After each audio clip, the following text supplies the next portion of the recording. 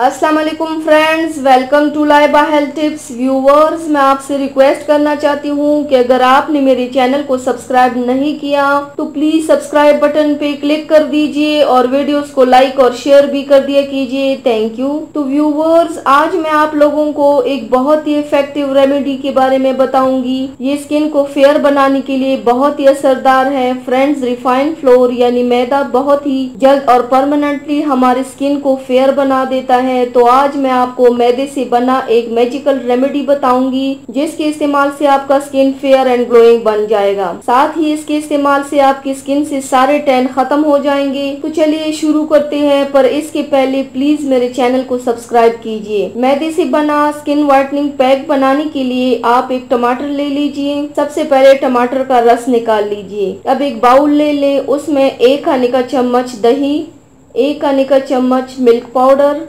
1 खाने का चम्मच टमाटर जूस, 1 टीस्पून मैदा और हाफ टी स्पून शहद लेके इसे खूब अच्छी तरह से मिक्स कर लें।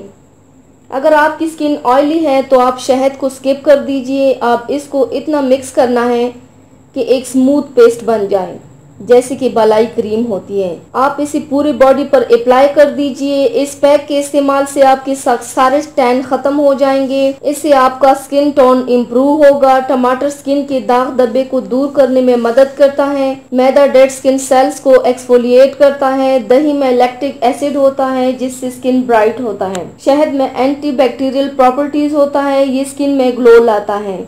अप्लाई करने के बाद इसे पूरा ड्राई होने के लिए छोड़ दीजिए।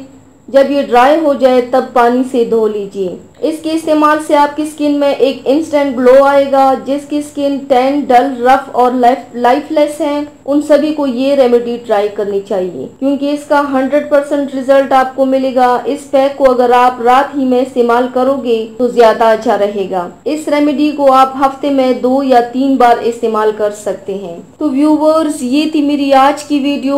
उम्मीद करती हूँ आप सबको पसंद आई होगी। मेरे वीडियो को लाइक और शेयर जरूर कीजिएगा। मुझे फीडबैक जरूर दीजिएगा। मेरे चैनल को सब्सक्राइब करना मत भूलिएगा।